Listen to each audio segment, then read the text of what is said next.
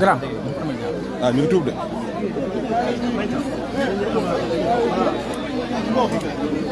wala nga jox ko kii rek jox ko kii bu dee mu dee Zal baax na ko xaaral ba quoi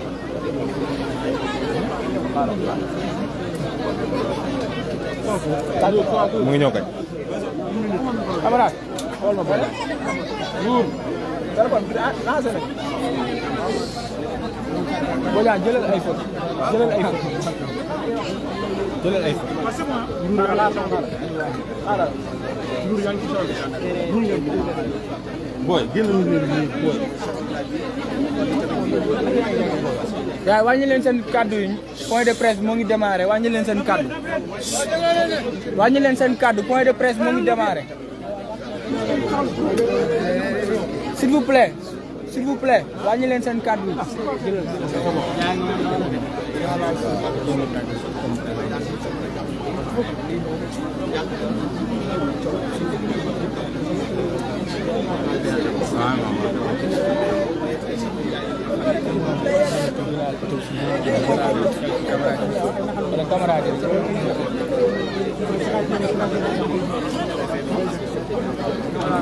gaay bu baaxee rek wàññi leen seen kaddu point de presse muy commencé baax na boobu cameraman Fuutal yaa bëri doole Fuutal yaa bëri doole Fuutal yaa bëri doole Fuutal yaa bëri doole Fuutal yaa bëri doole Fuutal yaa bëri doole Fuutal yaa bëri doole Fuutal yaa bëri doole Fuutal yaa bëri doole Fuutal yaa bëri doole boo ko defee suñu mbéy mi ñu ngi tax di xeex ñu ngi tax di wax am lu ndaw ba ren mais dañ koy wax waxati ko di ko wax ba di ci jublu nag mooy alors ba si soxla faj rek bi soxla fajewul mu jaral ko alors ñu yóbbu ñu ko faj loolu yëpp dañu ko def parce que tool yi bu ñu ko bàyyee maire bi mu lutise ko jaay ko ay ma samba ma demba loolu bu waxoon naa ko dina ma ko duñu waxaat lu jaay bi nga xam ne ñu xamuñu ne bi xamuñu leen jóge ñun ñu toog amatuñ fi mbéy amatuñ waay alors bu boobaa alors personnellement ci bu ci nekk ngeen njëkk ngeen woote kon mën nañ jàpp ne ba léegi amagul dara ñu soppeeku ba léegi amagul dara loo xam ne ñu soppeeku ba léegi parce que man ki ma waxoon ñu bëri ba léegi arrêté wuñu pour ñëw waxtaan ak ñun arrêté wuñu ñu ngi continuer di ci seen i bor seen mouvement ñu ko sama seen i bor alors c'est alors ba léegi waxtaan bi dañu ko dara sous préfet mu ngi ci doon di tànk te waxtaan bi sax ak ñun alors colonel bi dafa wax ba pare rek mu jóg ànd ak waaw loolu ak woon waxtaan sax dinañ waxtaanee waa gendarmerie ginnaaw bi ngeen defee waxtaan bi yàgg. waaw waa gendarmerie alors colonel bi ñu ngi wax ni dañ ko commencé depuis 2017 hein alors ba lotissement bi commencé depuis 2017 hein ni ñu maire bi ooyee woon ni ñu proposé woon kii bi gis ànd ceeg moom ba oo ñu waxtaan ceeg ñun ne ñu alors lotissement bu ñu ko lotissé ba pare yéen waa Koutal Séeréer yéen la ko jox uniquement Koutal Séeréer ku dëkk Koutal Séeréer rek moo fay am terrain ku dëkk Koutal Séeréer bu ñu ko lotissé ba pare suñu àll bi ñu dese fii ñu nekk Koutal Séeréer ak Kaolack dëlee utal terrain léegi nag dem na ba jëma jamono xam ne loolu mënatul a nekk mu soppi waxin alors utal ku ñu lotissé utal sa terrain sax loolu sax yoon wax te yoon wax na alors muy lotissé suñuy tool atte ñu ñàkkal loolu aussi loolu yoon wax duñ si ànd rek duñ si ànd rek lan ngeen jot a tënk lan ngeen jot a tënk ak autorité yi nga xam ne ñoo. waaw li ñu tënk li ñu wax maire rek maire de bu ñu convoqué bu yàggul bi rek le 21 mars le 21 mars 2022 à 15 heures ba ñu convoqué dëkk ba Niakhate ci à la salle de réunion bi ma waxtaanee ñun ba pare nañu liste borom tool yi nga dressé ko depuis 2017 liste banque bi il man waxoon na leen dafay waaye réegi di liste banque léegi mais naa leen lundi c'était un lundi wane leen mardi mercredi jeudi bu ngeen demee ngeen toog waxtaan ngeen waxtaanee ba pare ngeen wax ma seen proposition mais jeudi gars yi war a notifié tool yeeg affaire yi ñëw ñu ñëwee avant ñu ànd ak ñoom dem alors ñu ne xaale avant ñu dem comme maire bi waxoon nañ ne nañ ko wax suñu proposition ma oo ko téléphone wax ko suñu proposition ñu ne man d'accord ma ci loolu waaw suñu proposition moo tax nag ne borom tool yi am 70% maire 30% mu ne loolu du ma ko def rek ma ko def su ko defoon tey ñun ñuy defal ñun lii rek la ñu am pour suuf su ko lotissé loolu ñu ko wax amuñ ko ci dootuñ am fu ñu tey dootuñ am fu ñu dëkk. xeex bi fan ngeen ko jëmee xeex bi fan ngeen jëmee xeex bi ñu ngi koy jëmee ba keroog ba ñu am yoo xam ne ni mooy suñu dëkk balaa moo waaw xeex bi ba ñu rey ñun ñëpp. waaw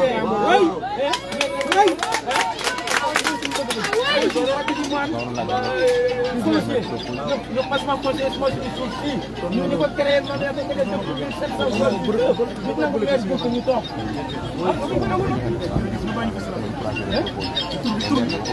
waaw maa ngi tudd Aliou Faye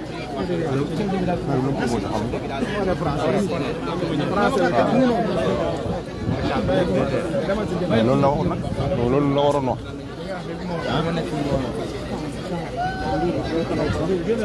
damay gën a yéen ubbi boobu wala nga gën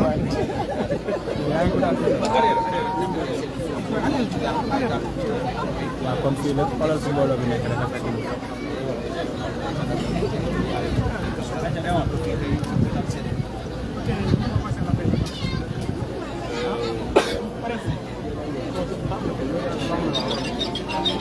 Moi je m'appelle Babacar Faye. Je suis habitant du village de Koutaséré et je suis enseignant chercheur à l'université de Dakar. Le problème qui se passe, c'est que l'autorité municipale, à l'occurrence la maire, a fait un projet d'extension de lotissement.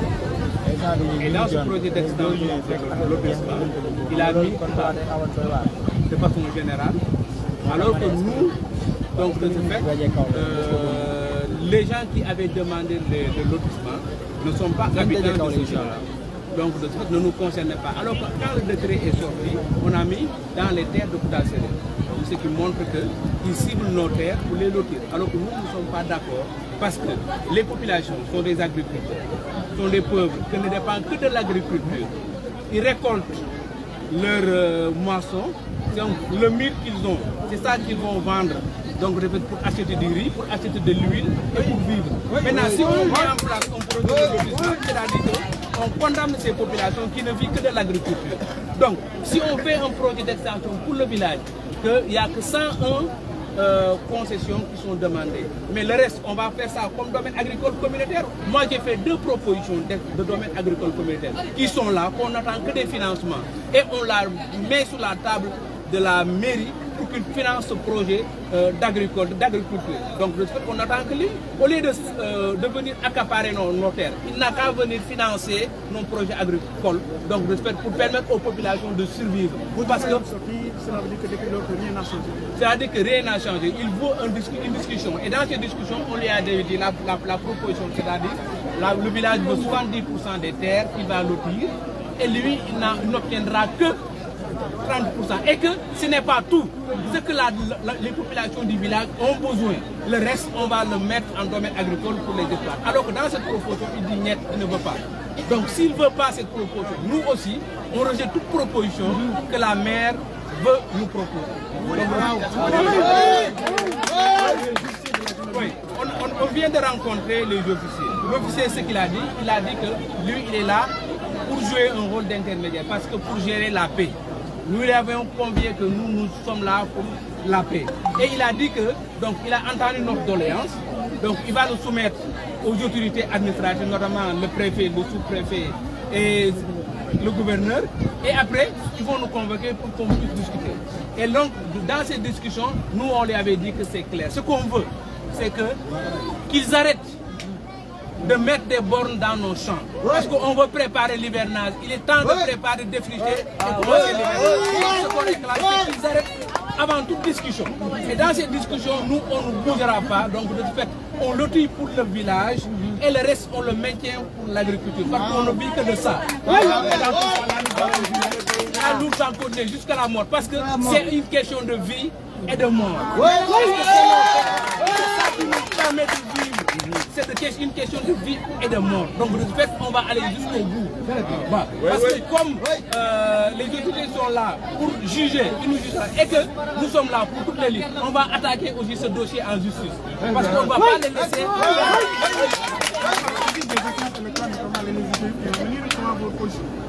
Dans ces élections, nous, on n'est pas, on est là pour défendre nos terres. Quiconque est prêt à nous soutenir, on est prêt à aller avec toi.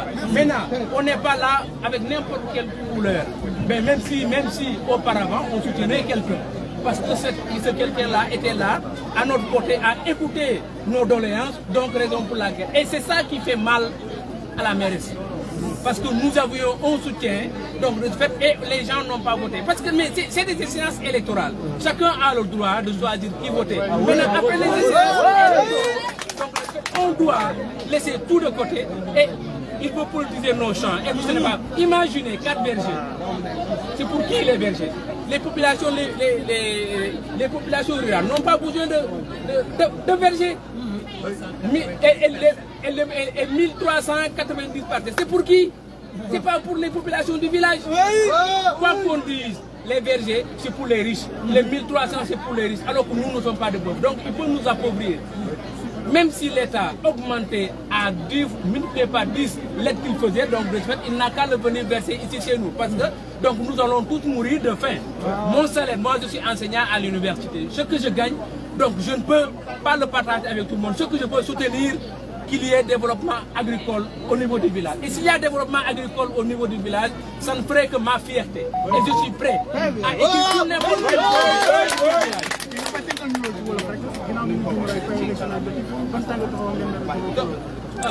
ce que je dis, li may wax ci wolof mooy ñun nekkuñ fii pour couleur ñun li ñu soxla mooy ki nga xamante ne mu ñuy jàppale suñu bëgg-bëgg. Suñu bëgg-bëgg mooy ñu lotir ñi nga xamante ne ñoo soxla kër ci biir dëkk bi parce que la jeunesse xale yu ndaw yi dañoo soxla kër. Li ci des ñu defal ñu ko domaine agricole communautaire ñu ci béy ñu ci faj suñu soxla. Maintenant ñun nag maire bi ni ko naqari peut-être ñun dañoo soutenir quelqu'un parce que il était prêt, il nous écoutait. dañu doon déglu ñu soutenir ko peut-être loolu moo ko naqari mu nga jël suñuy tool mais du question boobu question bi mooy ñun ay pauvres lañu amuñ dara yaakaaruñ dara lu mooy suñuy tool buñ ñu ko bàyyee ñu def ci liñ ciy def jàmm ne ñooy nañ ñu bàyyee li ñu moom nañ ñu bàyyee li ñu moom nañ ñu bàyyee li ñu moom ci kaw bay dañu bàyyee li ñu moom dañu bàyyee li ñu moom ñun ay nit ñu ñàkk amuñ dara li ñu mun demoon ñu jàppale ñu suñu loolu pour que affaire bi dem kanam mooy lan ñu demoon ñu jàppale ñu demoon agricole man bind naa projet ba nga xamante ne am na poulailler am na agriculture am na lépp la nga xamante ne mën nañ ci def pour développer et li ma ci yaakaar mooy ñu financer ñu jox ñu xaalis ba nga xamante ne mën nañ ko def dëkk bi naat ñëpp demoon ñëw toog ci dëkk bi am lu ñu am donc je suis prêt loolu pare naa ci pour mettre à toute personne qui est prêt pour ñu financer ñu.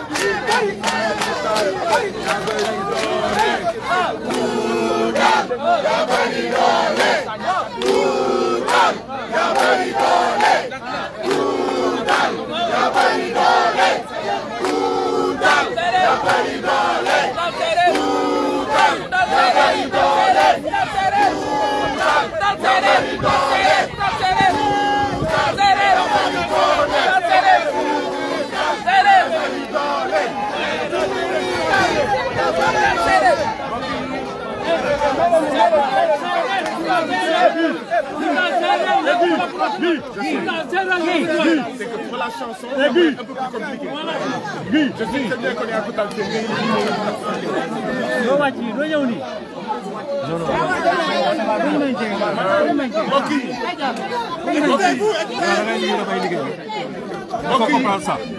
ñu ngi leen di nuyu yéen ñëpp ci seen tur ak seen sant di am mbégte loolu nekk fii tey ak yéen ci Koutal Séeréer yéen waa Koutal Séeréer ay jàmbaar ngeen yéen waa Koutal Séeréer wane ngeen tey ne da ngeen bëri doole ndaxte sous-préfet mënoon na leen recevoir beneen jour bu ngeen gisee mu ñëw tey ndax li ngeen am taxawaay bii tey kon taxawaay bii bu leen ko bàyyi ma ne bukki bu yebee waxambaane ci doxin bi la bu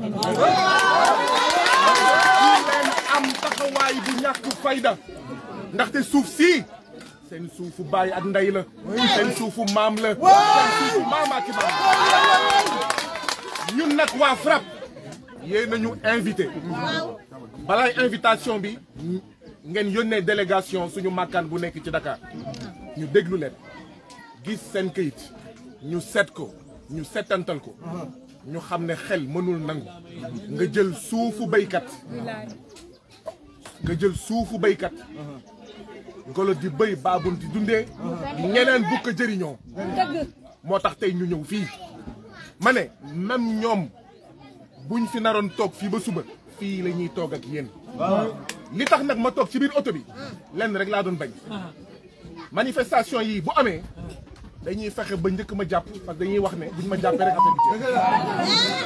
affaire bi jeex te bëgguñu affaire bi jeex mbokk yi Sénégal dafa bëri ay sàcckatu suuf Sénégal dafa bëri ay bandits fonciers Sénégal dafa bëri ay voyous fonciers Sénégal dafa bëri ay mafia foncière Sénégal dafa bëri ay délinquants fonciers maire Ndiafate nag ci délinquants fonciers yi la bokk maire Ndiafate ci voyous fonciers yi la bokk maire Ndiafate ci mafia foncière bi la bokk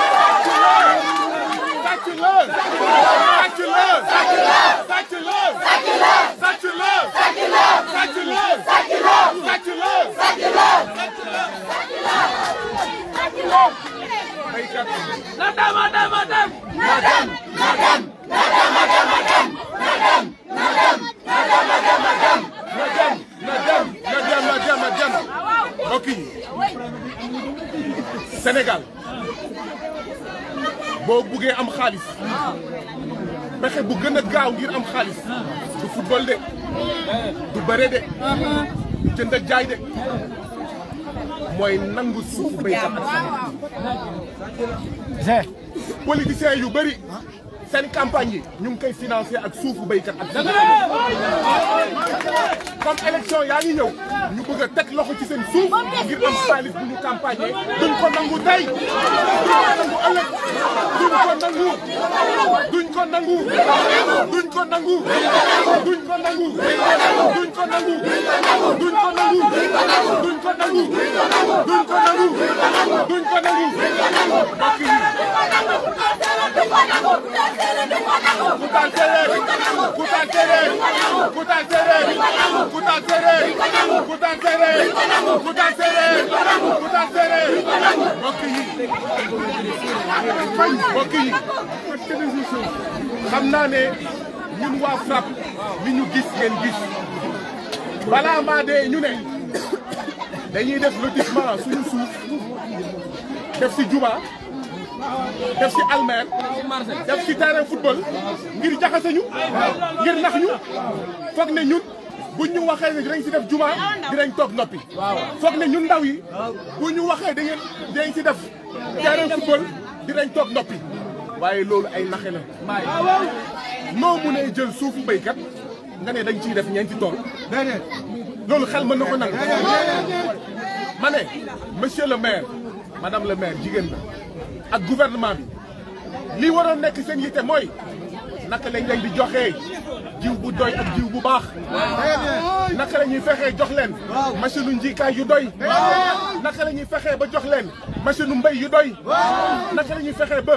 gën a yokk njëgu gerte waaye du nangu suufu béykat ak sàmmkat bu ngeen moytuwul ni ñu def indien yi ca États-Unis gis ngeen tubaab yi bi ñu demee États-Unis fekk États-Unis indien yi dañoo nangu seen suuf tey boo demee États-Unis indien yi ñi nga xam ne ñoom ñooy baaxu maamu suufu États-Unis ñoo gën a ndóol ci États-Unis li ñu bëgg mooy jël seen suuf def ko 1339 parcelles di ko jaay ay borom barke di ko jaay ay borom alal yéen ngeen nekk fii ngeen ndóol ngeen dee ngeen dem ngeen tàyyi loolu duñ ko nangu.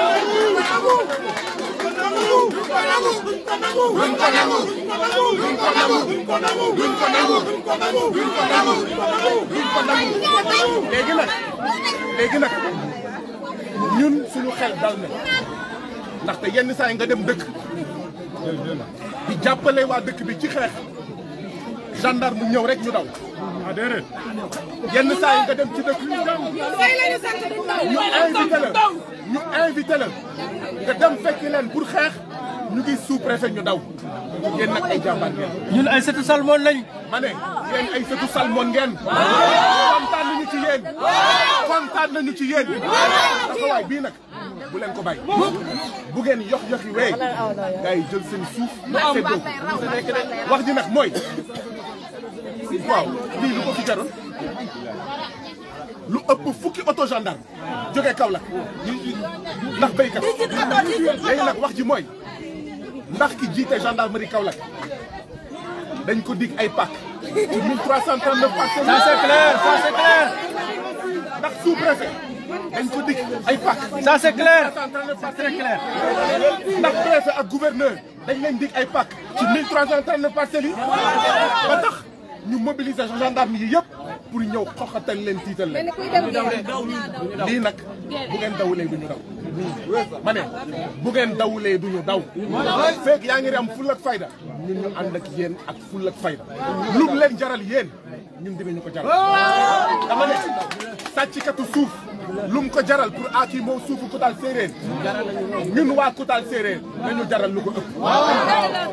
ñun waa Koutal Séeréer nañu jaral lu ko raw. taxawaay bii bu ngeen ko continuer dañ ñoom dinañ dellu ginnaaw. ñun nag suñu taxawaay mooy lan dëgg la waa Koutal Séeréer ay jàmbaar lañu waaye xëy na seen baat mën na yéeg ba fii xëy na ñun nag bu ñu ñëwee dolli suñu baat mën na gën a yéeg. Sénégal yëpp jot si àddina bi yëpp jot si lii mooy suñu taxawaay.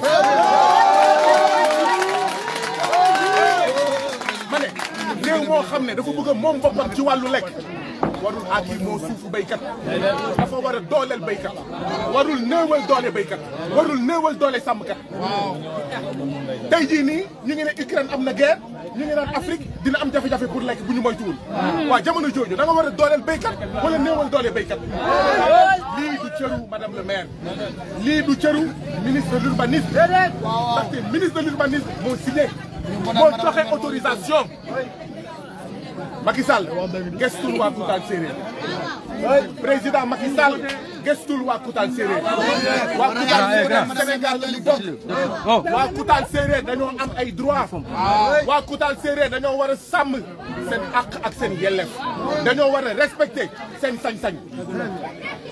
ñëw nag foog ne comme ay béykat ak ay sàmmkat ñoo fi nekk ay dof lañu mun nañ jaar ci seen kaw nangu seen suuf jéggi leen du fi amee. du fi amee léegi nag ñun yéen la ñuy dégg am nañ ay mbokk yi nekk fii Kaolack ndaxte dañuy jéem ñun waa FRAPP fu nekk ci Sénégal ñu am fa banqaas ndaxte xëy na kenn rek wala ñaar rek wala fukki rek mënuñu daj Sénégal yëpp. Papa Guissé moo nekk fii Amadou Guissé waaw waaye Papa Guissé dina dooni papa kenn donc Amadou Guissé moom moo jiite FRAPP bu Kaolack mu ànd fi ak suñu yeneen naatango yi nekk fii ci département Kaolack donc ba nga xam ne ñoom dinañ jàpp ci xeex bi benn ñaareel bi saay bu ko soxlawee ñun pare nañu pour bàyyi suñu yitte ñëw fii bu dee dem kaso ñu ànd ak ñoom dem kaso. tey am nañ ndam gis ngeen këyit bu sous-préfet joxe naan manifestation bi marche bi dañ ko tere du benn dëgg tey lañ ko def dañoo bind le 12 mai mooy ajjuma du benn dëgg xanaa ku mun jëlee fukki auto gendarme ak juróom-ñett Kaolack ba fii mun nga indi ajuma benn këyit ba fii boo ko defulee c'est parce que ajuma defe woon benn këyit li am mooy bi ñu yëgee ne ñun dañuy ñëw mu leer leen ne dañuy ñëw ci la ñu bëgg a interdire marche bu ñu ñëwul woon xëy na ñu bàyyi leen parce que dañuy naan leen bàyyi ñu marche coow lii riir bi du jóg waaye bu ñu ñëwee riir bi dina jóg bu ñu ñëwee nañu indi gendarme yi ñoom xëy na am nañ fit waaye béykat yi ak sàmmkat yi ak seen i doom amuñu fit bu ñuy seen bleu di daw tey nag vous avez déjoué leur plan yéen waa Koutal Séeréer vous avez déjoué leur plan félicitations à vous.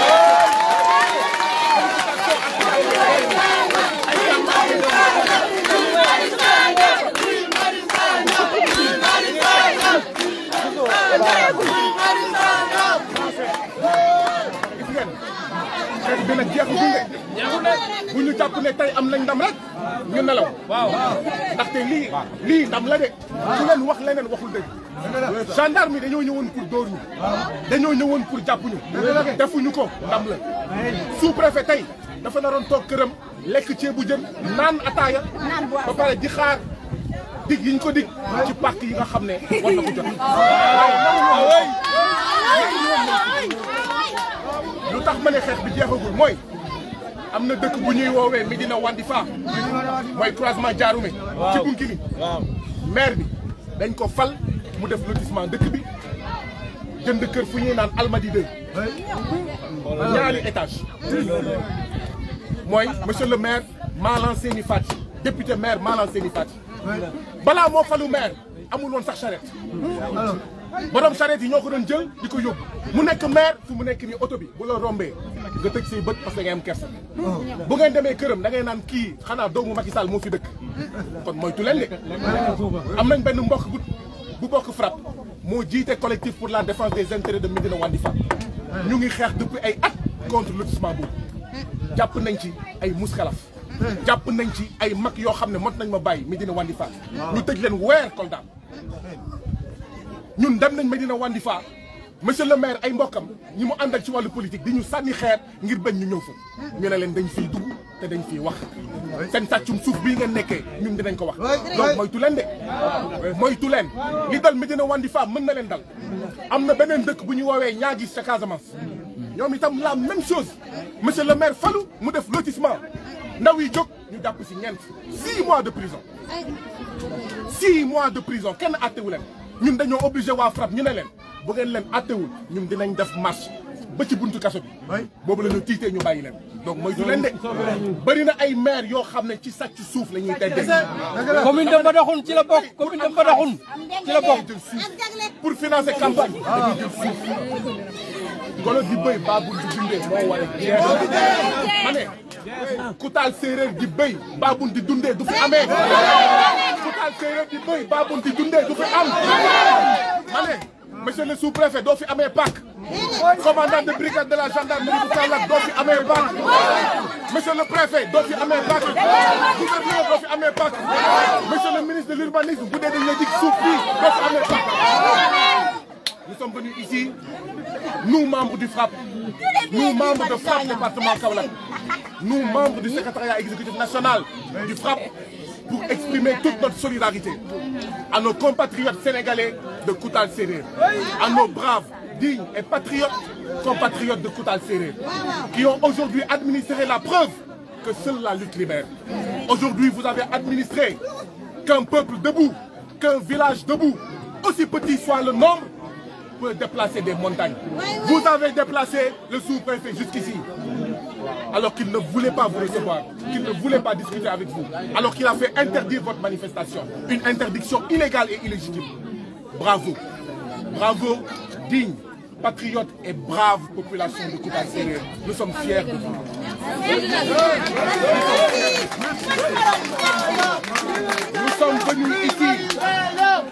Nous sommes venus ici pour dénoncer le projet d'accaparement foncier, le projet de spoliation foncière, le projet de vol des terres des paysans et des éleveurs de Koutal Séeréer. Non aux spoliations foncières, non à l'accaparement foncier. suñu suuf suñu bakkan. suñu suuf suñu bakkan. suñu suuf suñu bakkan. suñu suuf suñu bakkan. suñu suuf suñu bakkan. suñu suuf suñu bakkan. suñu suuf suñu bakkan. suñu suuf suñu bakkan. suñu suuf suñu bakkan. suñu suuf suñu bakkan. Madame le maire de Ndiafate, en complicité avec le ministre de l'Urbanisme et leurs complices, veulent voler les terres des paysans et des éleveurs de Ndiafate pour en faire 1339 parcelles et 4 vergers pour se le partager entre eux. Ce projet de spoliation foncière ne passera pas. Le vol des terres de Koutal Séréer ne passera pas. Nous ne l'accepterons pas. Dans le lotissement qu'ils veulent faire, ils veulent également, prétendent-ils, construire un cimetière. Le lotissement ne se fera pas ou ils nous enterreront tous dans ce cimetière.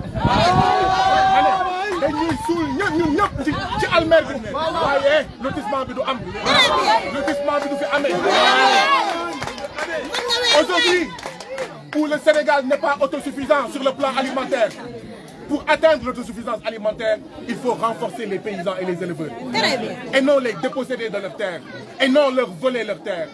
Aujourd'hui, le projet du maire de Ndiafate, le projet du gouvernement, le projet de la sous-préfecture et de la préfecture devrait être comment renforcer les paysans et les éleveurs de Koutal Séréer.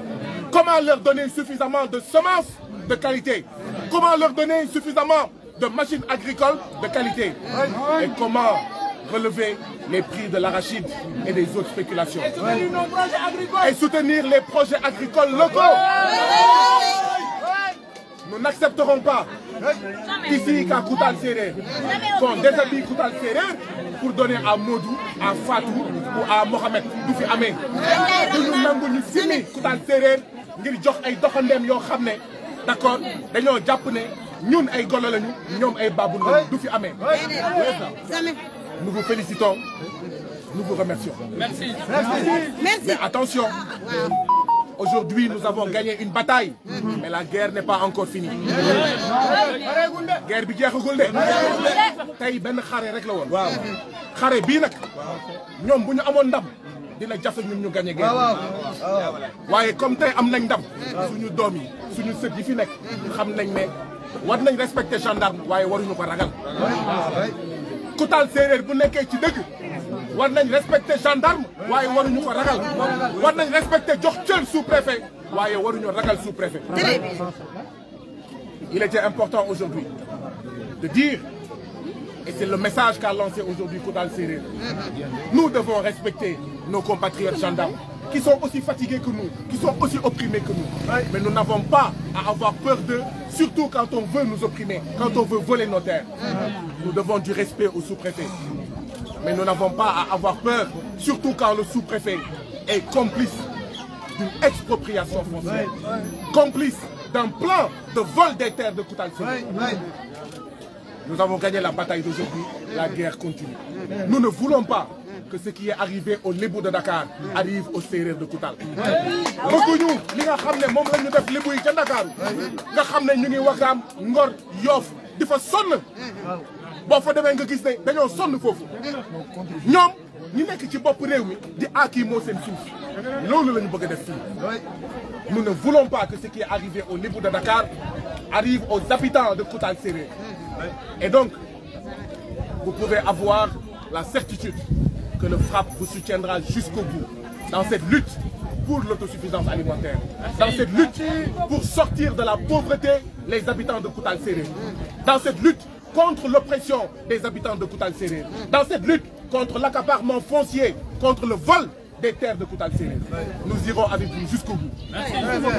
Nous irons avec vous jusqu'à la victoire. Koutal, ya bari doole. Koutal, ya bari doole. Koutal, ya bari doole. Koutal, ya bari doole.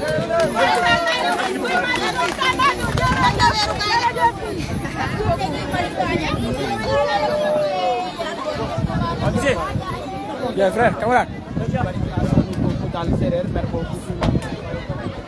Gaa xaar leen dañuy andi yàlla xaar leen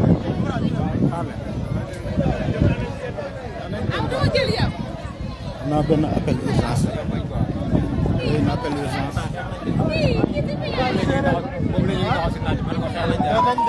waa Frapp Kaolack waaw mais waa Frapp Kaolack waa Frapp Kaolack yéen a ngi fi ah gars yi bravo à vous bravo à waa Frapp Kaolack bravo à vous. Vous avez assuré. Maintenant le combat continue. Total Serer ne sera pas seul dans ce combat et Frapp Kaolack leur soutiendra Inch'Allah jusqu'au bout. En tout cas la lutte continue.